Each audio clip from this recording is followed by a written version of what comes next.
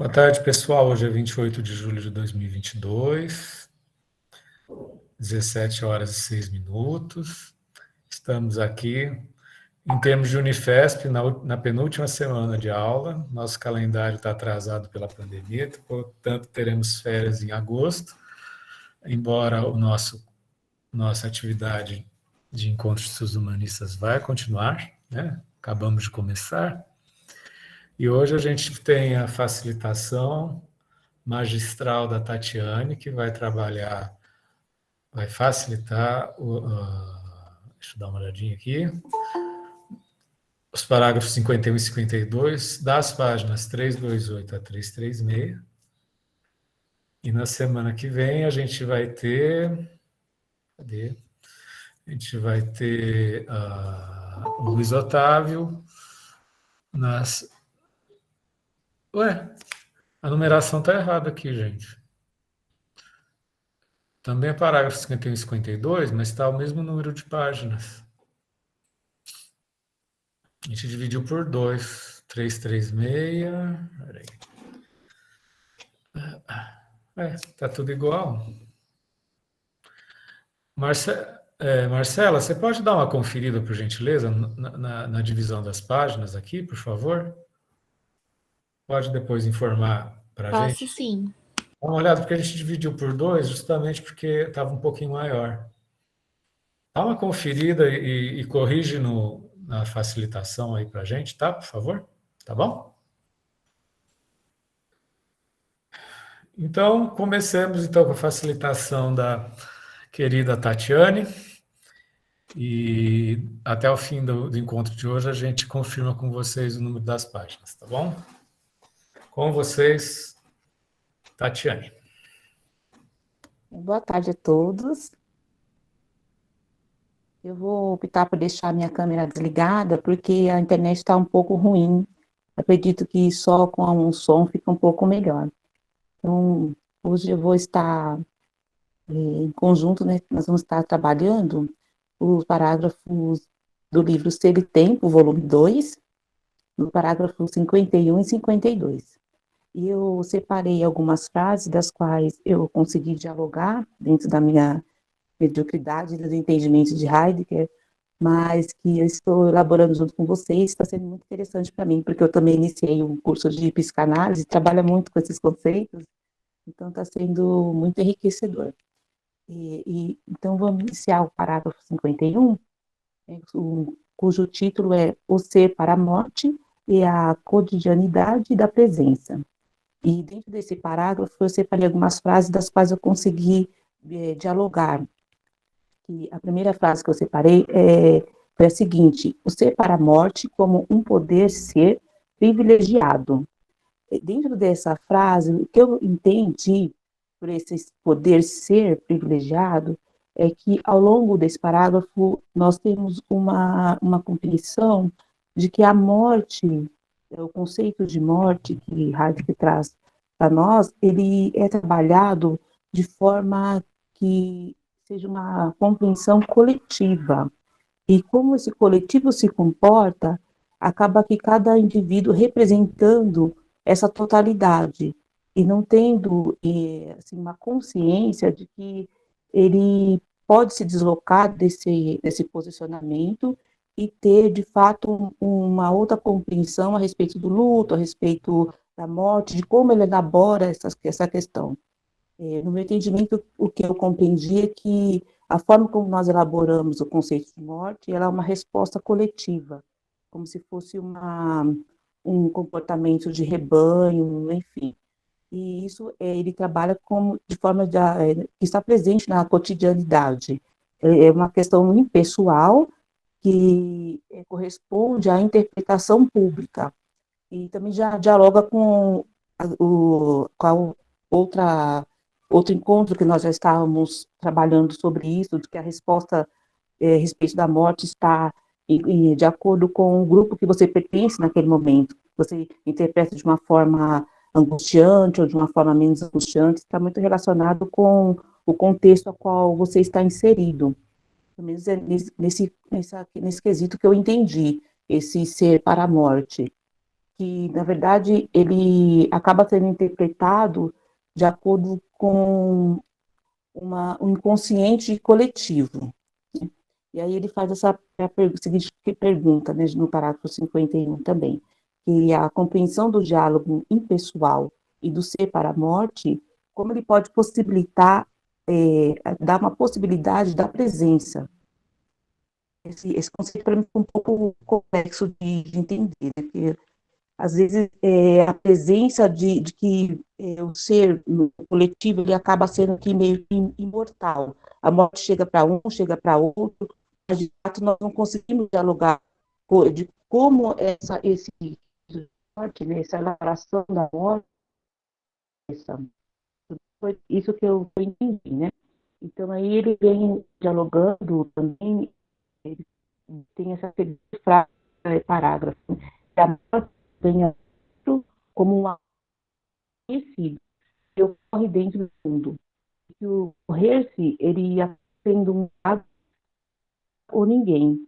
Às vezes nós falamos, né, fulano morreu, ciclano morreu, mas geralmente nunca estamos atravessados por esse diálogo. Né? É sempre o outro, e nunca nós, como um contexto de ter uma interpretação de que nós também estamos morrendo aos poucos, ou algum quesito em relação ao contexto que nós estamos inseridos, acaba fazendo com que nós percamos, às vezes, o desejo de fazer algo, e que alguma parte de nós, o próprio consciente, acaba que deixando de ser expresso, também pode ser um conceito de morte, né? E não só mesmo a falha, né, que é essa falta de presença que constitui propriamente o conceito de morte. Então, as considerações que eu fiz a respeito desse parágrafo é que o fenômeno morrer-se, diante da sociedade, ele se expressa como se fosse uma neurose. E todos ali são atravessados de alguma forma, mas que é sempre no quesito de estar entre esses dois grupos que ele cita, como os consoladores e os moribundos. Aqueles que realmente trabalham aquela angústia, não conseguem se conter, que são adicionados por outras questões psíquicas e que acabam extravasando naquele momento, e aqueles consoladores que acabam falando, não, ele foi, mas está tudo bem, vamos tentar se consolar, a vida continua, mas nunca dialogando o que realmente significa para nós o conceito de morte. Então, o Heidegger, ele acaba aqui concluindo que o conceito de morte desse consciente coletivo, ele é em resposta a uma alienação da presença do poder ser, quer dizer, que eu posso ter um outro contexto, mas, no geral, aquela sociedade, ela não consegue compreender outras formas de dialogar com o conceito de morte.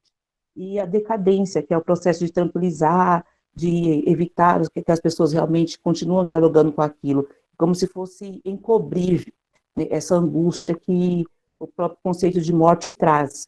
E o ser para o fim, que ele modula esse escape, ele tenta sair dessa questão de manter essa tranquilidade, neutralidade diante da morte, e que ele tenta se mostrar como um compreendedor, uma compreensão desse ser para a morte. Ele é um fio condutor normal da vida, e que não tem por que não discutir esse outro viés de compreensão da morte. Isso foi isso que eu entendi nos parágrafos 51. Aí tem o parágrafo 52, que é o ser para o fim do cotidiano e o pleno conceito existencial da morte. E o ser para o fim, eu compreendi que é o sentido de que nós vamos morrer um dia, nós vamos ser atravessados por esse quesito, e não necessariamente tem que ser algo insuportável. Nós podemos tentar compreender diante de outro viés de entendimento, no sentido de que todo dia nós estamos perdendo algo, todo dia nós também estamos, de certa forma, dialogando com questões diferentes, mudando as nossas construções psíquicas, nossas construções sociais, e essa forma de estar vendo o conceito de morte não apenas como a perda e a falta, estar dialogando com o ser para o fim. E aí ele também trabalha com a certeza da morte. E quando nós tentamos consolar alguém, nós falamos, não, a morte é certa, né, virá para todo mundo, mas que, na verdade, nós não conseguimos compreender que existem outras certezas, né? Ele trabalha com esse quesito dessa ambiguidade da certeza, que não é só no quesito de enfraquecer a morte ou aliviar o sofrimento, mas é na questão de ser um ente que está ali enquanto verdadeiro. Ele tenta dialogar com essa questão ôntica dessa palavra de certeza, que ela se funde, na verdade, enquanto pertencente de algo originário. Ela pertence a algo que ainda nós estamos tentando dialogar. É uma certeza que ainda, para nós, ainda é muito difícil de descrever, de compreender. Esse ser para a morte da cotidianidade, ele é pensado como uma forma empírica, né? Muitos, né? A morte, ela não tem como, quem já morreu, vir falar para nós como que foi, né? Exceto algumas pessoas que acreditam, né? Sem nenhum questionamento, mas o que ele trabalha é sobre esse quesito do ser para a morte, é pensado como apenas um quesito de certeza, e que, na verdade, ele acaba dialogando, assim, que eu entendi, não entendi muito bem, assim, mas parece que existem outros quesitos que você pode também compreender de forma ôntica, que não é exatamente essa questão empírica. E eu, assim, no entendimento, eu compreendi que muitas das vezes eles podem estar falando de mortes que está pautada num viés de cultural, como se você trabalha com ancestralidade, muitos acreditam que não existe o quesito de morte, que a falta da presença física, a pessoa passou para um outro plano, e aí ela vai se ancestralizar e depois ela vai reencarnar novamente. Então, acho que também pode ser que ele esteja dialogando com uma questão cultural em relação a essa morte, e esse conceito de morte para nós do Ocidente, ele está muito pautado na questão física, né, biológica, mas que para Heidegger tem essa compreensão mais ampla, não tanto restrita somente ao material, e sim alguma cosmogonia, alguma existência muito acima desse nosso conceito e que permite com que as pessoas tenham outras formas de compreender propriamente esse fenômeno de morte. Acho que era isso que eu tinha para dizer. Obrigada pela oportunidade. Muito obrigado em nome do coletivo, Tatiane, seja pela sua riqueza da concepção fenomênica do Heidegger, inclusive por suas interfaces com a tua paixão pela psicanálise, né, nas pontes que você fez com Jung, né, que eu acho que isso vai ser muito, muito proveitoso para a gente fazer esse desenho entre fenomenologia e saberes psis, né? A tua facilitação é muito instigante e muito bem feita. Obrigada, que achei que estava totalmente fora, assim, né? Fiquei Não, até não, sem não, eu graça. acho que isso vai trazer para o grupo o relevo da fenomenologia em relação aos saberes psis, né? Entendeu? Eu tenho Uhum. certeza que a gente vai poder debater isso e com um pouco com a tua fala, que foi muito, muito fértil, tá? Muito obrigado. Obrigada. Quem gostaria de começar, gente? Depois de uma facilitação tão generosa?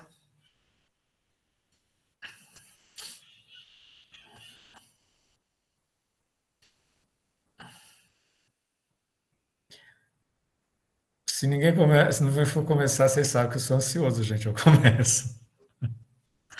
Eu acho que a Tatiana levantou um tema que eu acho que é central, que é o lugar da fenomenologia em relação à produção do conhecimento na contemporaneidade, em relação aos saberes psis, né? Quando ela evoca a questão de consciente coletivo, por exemplo, né? A fenomenologia é um saber que busca a descrição da experiência vivida, né? Essa fidelidade com a descrição do vivido. E quando o Heidegger muitas vezes fala da questão assim das distrações e das preocupações mundanas, né? Nesse artigo ele coloca a morte, nesse parágrafo ele coloca a morte como um elemento que que a gente se distrai, que a gente se dilui esse elemento na cotidianeidade, né?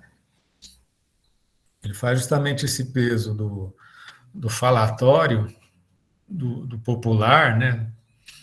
Da massa, né?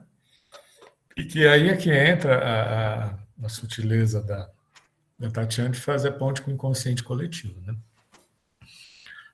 E que isso abre uma transversal aí que é importante a gente delimitar, né? Delimitar, relevar, enfim, porque necessariamente a fenomenologia ela não se associa às questões do inconsciente, entendeu? Porque a fenomenologia em geral é um saber epidérmico, é um saber da superfície. E aí eu faço uma provocação que eu falo em sala de aula.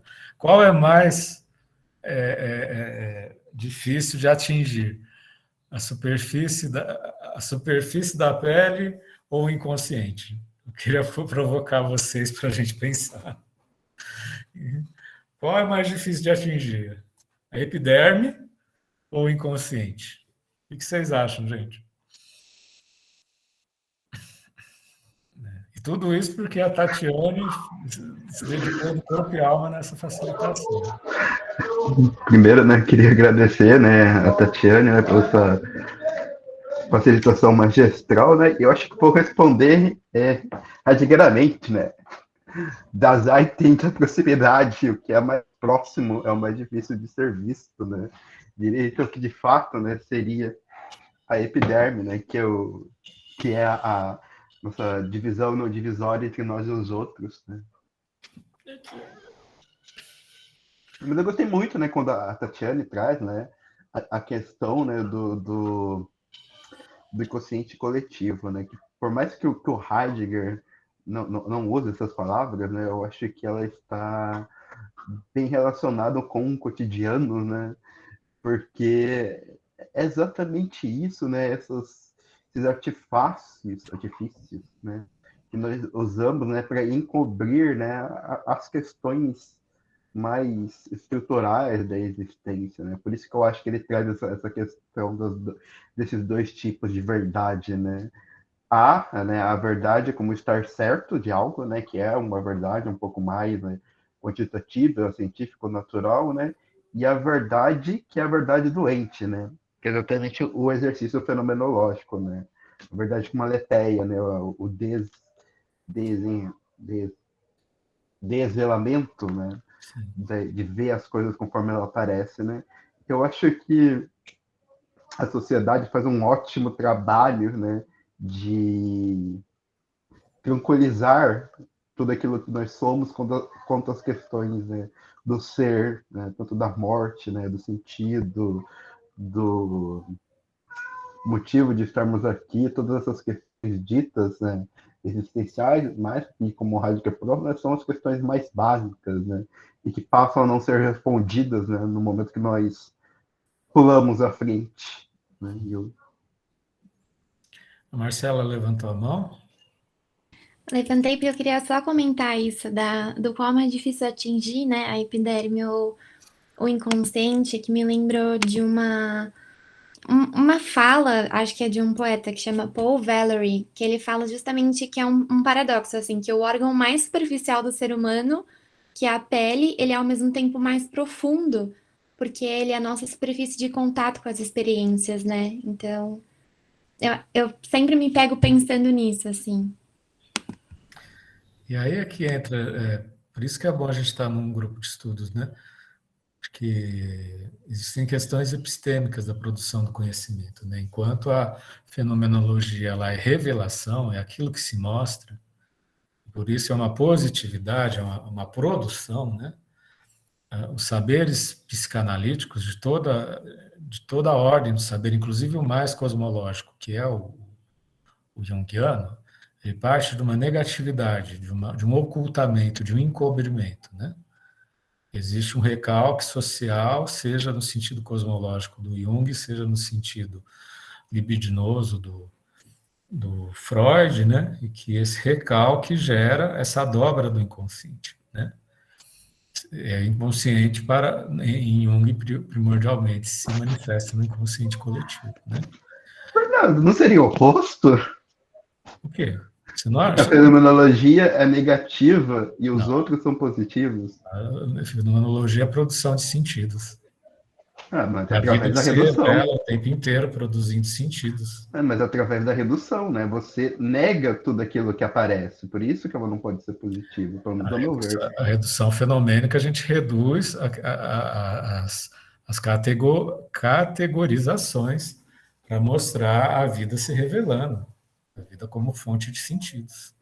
Que nem o Etienne Bambinet dizia, nós estamos condenados à produção generosa dos sentidos. E os sentidos são inomináveis, né? A filosofia francesa, inclusive até Foucault, muitos deles são focados na produtividade, né? É a produção de subjetividade, produção de sujeito fenomênico, né? Enquanto que a psicanálise ela é jurídica, ela é do recalque. Existe uma lei que obstrui essa lei é a negatividade. Essa lei, a lei é repressão.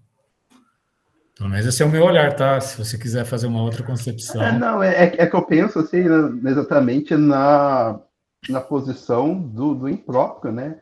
O impróprio já é a inserção, né? Nesse sentido do positivo, né? De adicionar coisas, né? Do mundo. E isso é o que encobre, né? A fenomenologia, no meu caso, ela faria exatamente o oposto. Ela vai retirando o impróprio, né? As aparências das coisas. Por isso que ela seria negativa. Bom, são olhares que podem conviver, né? Estamos falando a mesma coisa em termos diferentes. Sim, são olhares que podem conviver. Quando a gente resgata o fenômeno, a gente abre um campo de produção de sentidos. Através da redução transcendental, porque você vai tirar as impropriedades. Se retira as impropriedades e o que se manifesta é o que aparece. A aparência é produção. Mas dá para conviver, entendeu, Guilherme? Você está pegando do ponto de vista da impropriedade, eu estou pegando do ponto de vista da aparição. Entendeu? Né? E estamos juntos, andando de mãos dadas. Né? Enfim. Mas isso é interessante a gente entender. Né? Dentro desse meu olhar, tá, gente? Dentro desse meu olhar, existe a lei da repressão.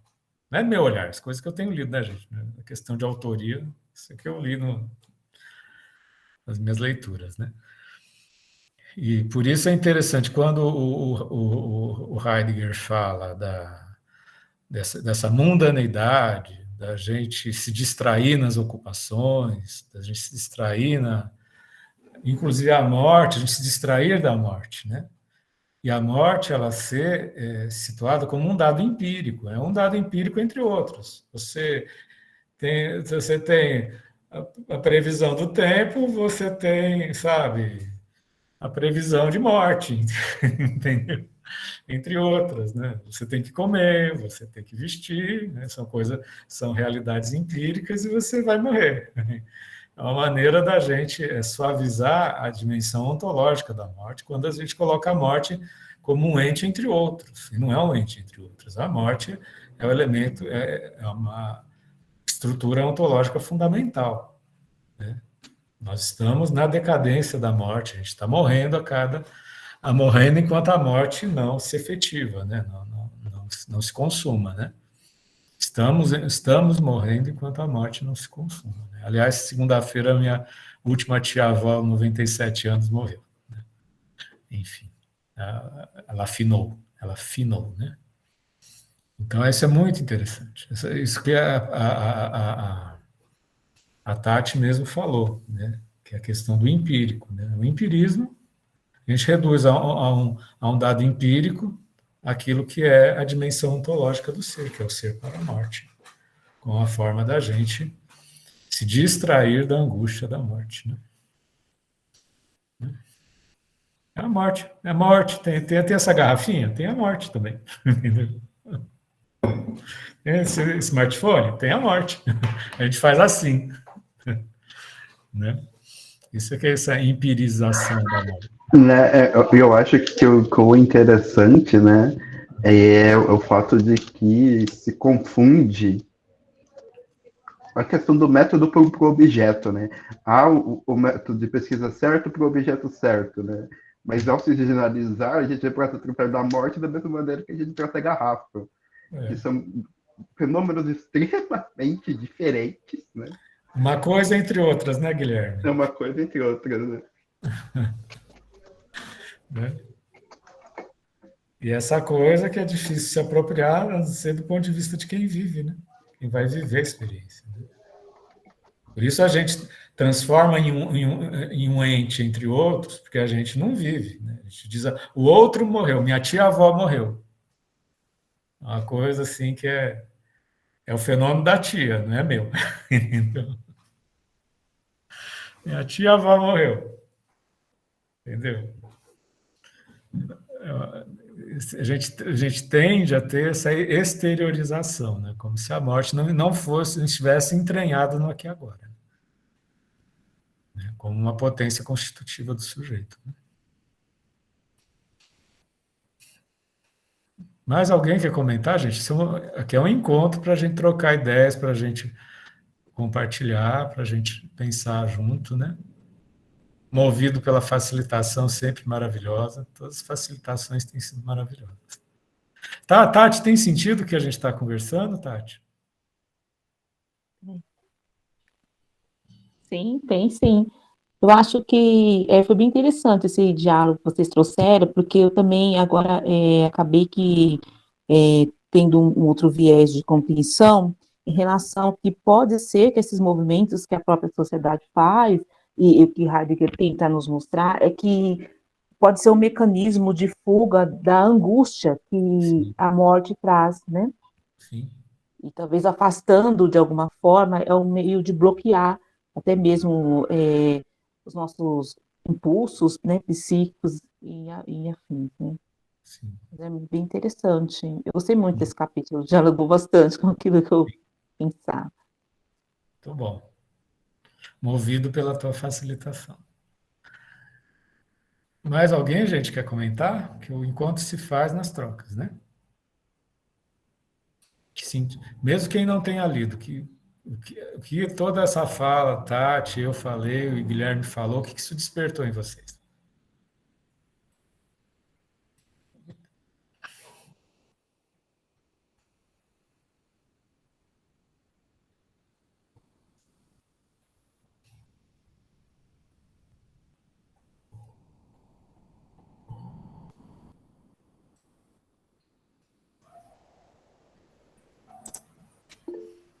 Yara?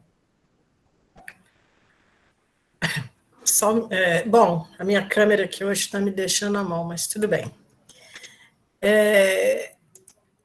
Eu li muito rápido, não li tudo esta semana, que eu cheguei de viagem outro dia, anteontem, e minha vida não se organizou ainda, eu já estou me preparando para a próxima, então eu estou no entre, né?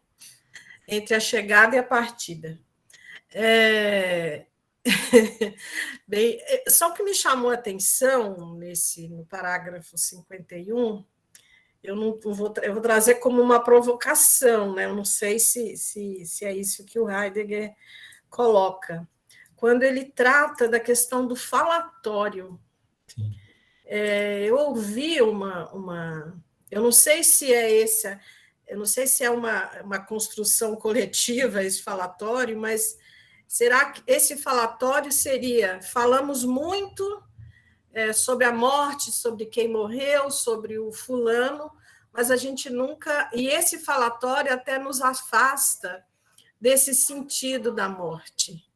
Seria isso? Eu vi alguma coisa, até pegando muito as falas do próprio Bolsonaro, quando ele... e esse filósofo classificou a fala dele, eu vou dizer ele, mas poderiam ser nós também, né? Numa questão de um falatório. Ele fala, ele tem necessidade de todo dia falar sobre, mas nunca aprofunda, sempre joga. Será que essa construção nossa de falatório sobre a morte não seria também nos afastar desse sentido? Né? Só jogo. Alguém quer comentar a fala maravilhosa da Yara?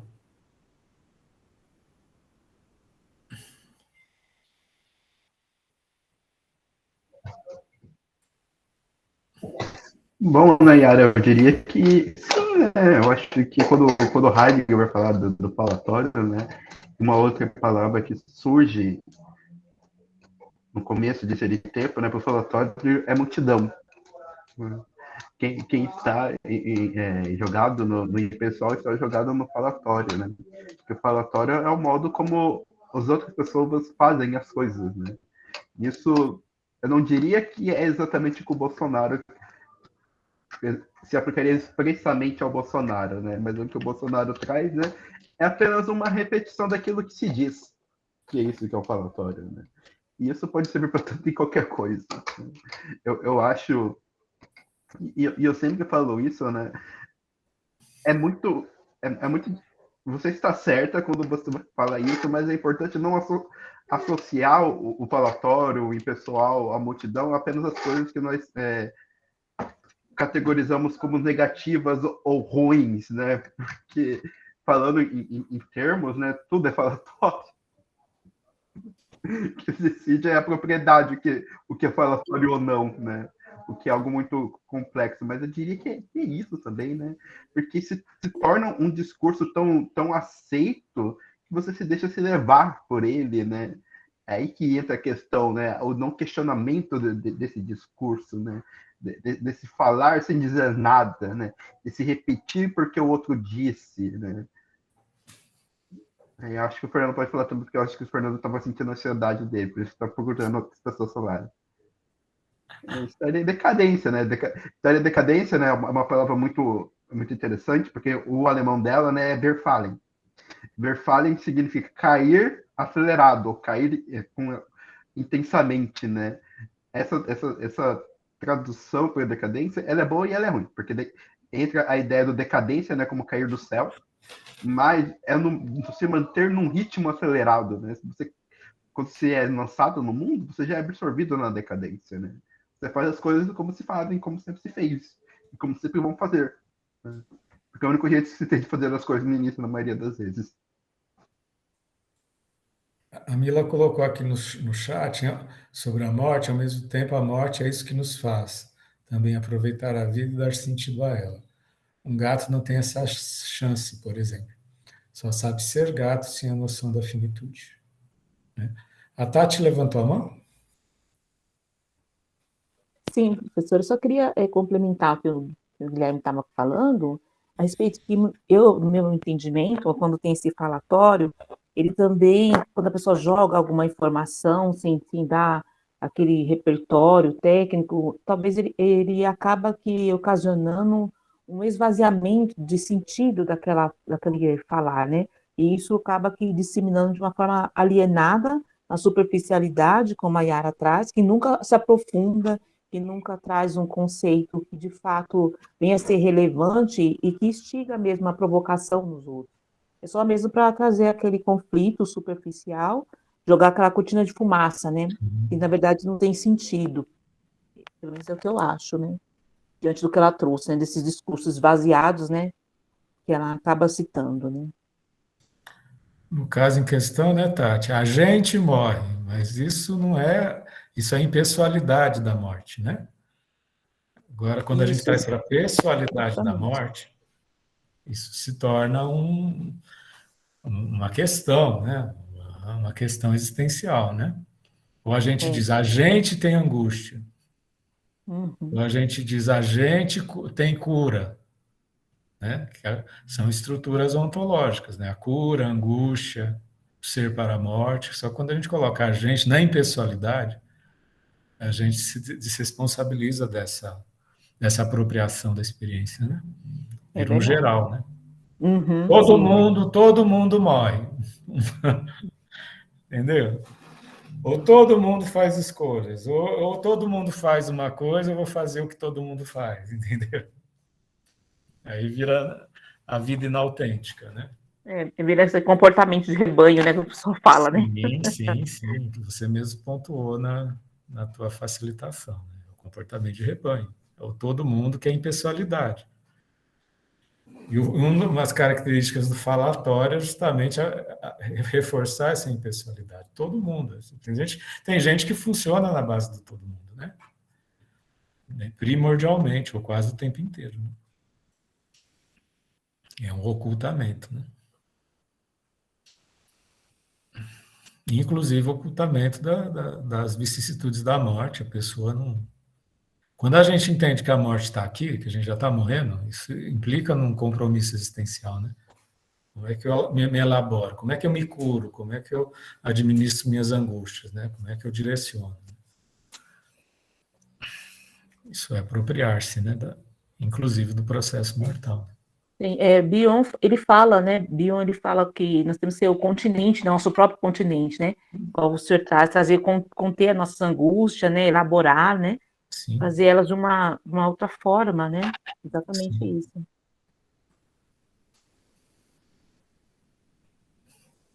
O que mais, gente? Eu acho que esse livro segundo volume tem uma grande parte sobre a fenomenologia da morte, né, gente? Isso com certeza mexe nos nossos fundamentos, né? A nossa presença. Evoca conteúdos para você, gente, experiências de vida, coisas que vocês poderiam compartilhar. Quando a gente fala de morte, de apropriar-se da questão da morte, isso evoca, o que evoca em vocês?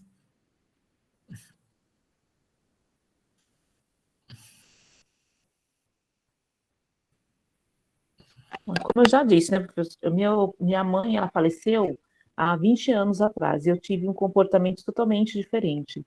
E, como eu já falei no outro encontro, né, e agora, depois de eu ter estudado um pouquinho de psicanálise, meu pai faleceu em 2020, e eu estava em outro local, vivendo outras experiências, o meu comportamento foi totalmente diferente, como se Sim. fosse, tivesse mudado, saído daquele contexto que tinha aquele determinado pensamento coletivo ali, eu mesmo sem ter trabalhando na impessoalidade, né, igual nós falamos, eu fui para um outro lugar que tinha um outro contexto, que a impessoalidade era regida de outra forma, e eu agi de uma forma totalmente diferente. Então, para mim Sim. faz super sentido, sabe? Sim. É a apropriação de uma experiência ontológica de formas diferentes, né? E essa apropriação determina um modo de vida, né? É incrível como a morte relação com a morte determina modos de vida diferentes. Né? É verdade. É muito empírico, só você realmente passando para você entender e elaborar, né? De forma diferente. É bem interessante. Como a Mila.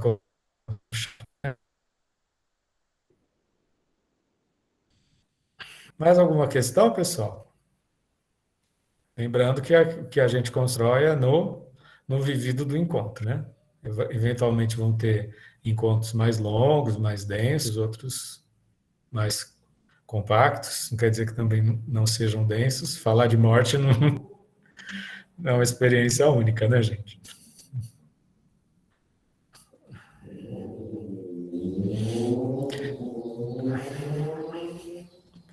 Mais alguma partilha? Essa última semana de julho, para alguns é férias, para outros é fim de semestre. Na Unifesp é o fim de semestre. Para outros é o fim de férias. Marcela, você chegou a dar uma olhadinha, querida? Eu olhei sim, professor. Aí, ou a gente tem a opção de adicionar uma data em fevereiro, ou adicionar uma data em dezembro, para conseguir abordar todos os capítulos, dividindo as páginas de novo. Eu sei, mas aí o que a gente fez? A gente fez repetição, foi isso? Tá igual. Não, eu mudei já, eu mudei. Antes a gente tinha colocado A e B, e aí a quantidade de páginas ficou muito grande para uma facilitação só. Ah, Aí agora eu separei, deixei somente o item A e o B e o C dá para fazer a facilitação junto, porque é uma quantidade menor de páginas. não, mas o que eu estou dizendo é que no dia 28 de julho está parágrafo 51 e 52, página 328 e 336. No outro dia tá igual, é isso que eu estou querendo dizer. O da semana que vem tá igual. Ah, tá. Então foi um erro de digitação. Segundo. Então, o Luiz Otávio vai fazer a facilitação da semana que vem, que na tabela está o mesmo número de páginas. Se puder dar uma olhadinha, por favor. Já vou arrumar. Tá.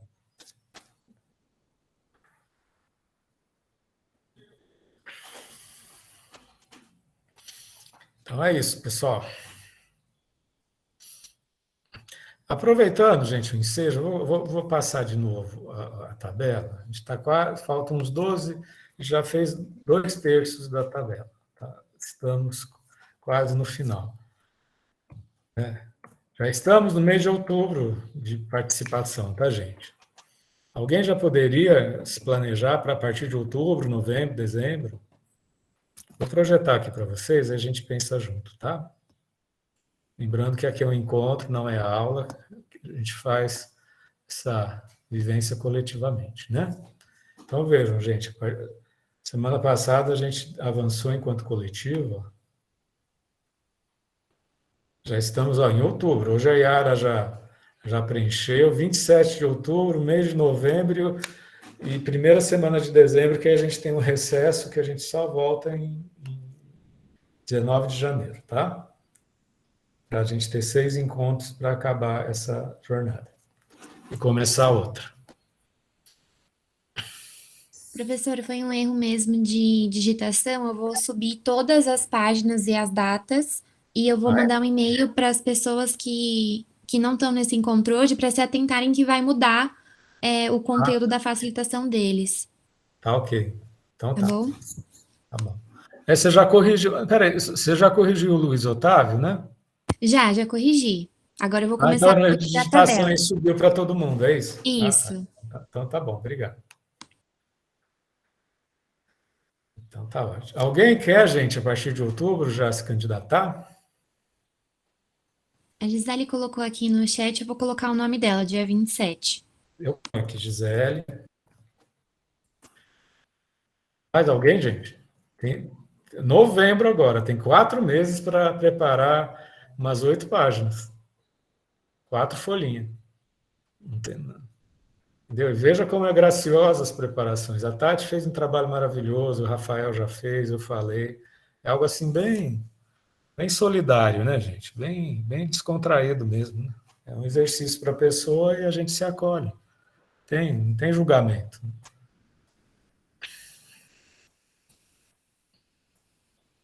Mais alguém quer se candidatar para novembro?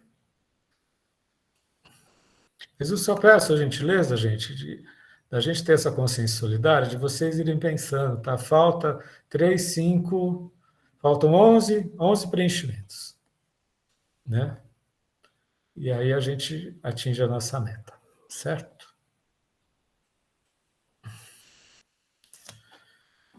Gisele com 2 L's, acho que eu... Quiser me colocar para novembro, professor, eu posso me candidatar. Quem que está falando? É a Tatiane. Oi, Tati, estou pondo 3 de novembro. Pode ser? Tá bom, pode. Quem quiser repetir, gente, fica à vontade. Eu com certeza vou repetir. Quer ver, gente? Eu estou pensando em fechar o mês de dezembro, para colaborar assim. A gente fecha dezembro, ou abre depois o recesso. Deixa eu ver. Eu fecho aqui o dezembro, que vai estar na semana do meu aniversário. Sagitariano. Eu também, sou do último dia, professor. Dia 6 de dezembro. A gente vai fazer uma festa online, tudo bem? É, bom. No dia 21. Tá. Marcela, você quer colocar algum, querida? Você ainda não pôs? Meu bem. Ela está trabalhando aqui, eu tô Imagina, eu fico então em janeiro, que é meu aniversário, então eu coloco meu nome. Vamos abrir o 19 de janeiro, pode ser? Você abre os trabalhos em janeiro? Bom, Mas... combinado. Eu quero pegar também em janeiro, que também é o mês do meu aniversário. Uau, quem que está falando? Andréa. Dia 26 de janeiro? Ou quer mais perto do seu aniversário para fazer um ritual? O meu aniversário é dia 12. 12 de janeiro? Vou te pôr dia 9, tá bom? Tudo bem, obrigada. Repete o nome, por favor. Andréa. Ô, Pro, começa dia 19, então eu troco com ela, que aí o 26 fica perto do meu, porque o meu é 27. Tá bom, olha que maravilha. Então, vamos fazer os rituais do aniversário. Tem Capricórnio, Sagitário e Aquário para fazer. Ah, que legal. Olha. Tem o meu Nino aqui também, faz dia 16, viu? Nossa, Quem? só que acho que eu, Gilberto. Só que dia 18 acho que já tem alguém, né? 16 de fevereiro? É fevereiro, Gilberto? De agosto, semana daqui 2 Agosto. Agosto já tem. Agosto é André. Não tem problema, vou comemorar mesmo assim com vocês. Enfim. Então é isso, gente. Temos novembro, 3 de novembro. Está quase completado. 3 de novembro e tem 5 datas. Olha que maravilha. Temos em novembro e em janeiro. Janeiro é... Mais alguém, gente? Só 5. 5. Até lá tem 3, 4, 5 meses para preparar.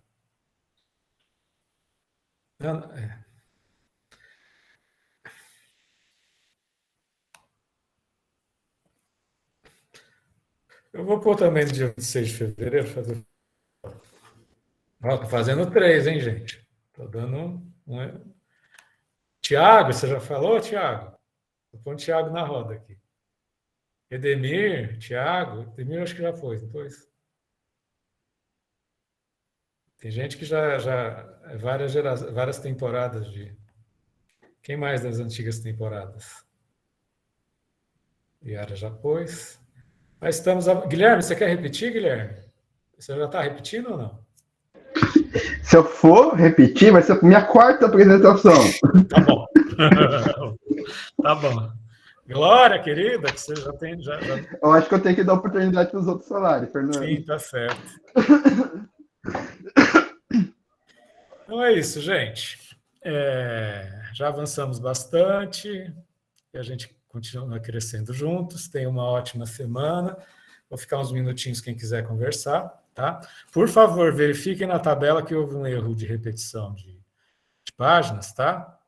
E semana que vem, quem é? Peraí, só para a gente reforçar. Semana que vem é de agosto. É o Luiz Otávio que não está aqui. Marcela, por gentileza, dá uma reforçada para o Luiz Otávio, tá bom? Pode deixar, vou E mandar um avisa que e-mail. vou mudar as páginas. Por gentileza. Pode deixar. Então tá, pessoal, eu vou acabar a gravação. Quem quiser conversar um pouquinho, estarei à disposição. Em breve já vai estar no YouTube. Vocês têm acompanhado no YouTube? A Marcela está postando direitinho no YouTube. Obrigado.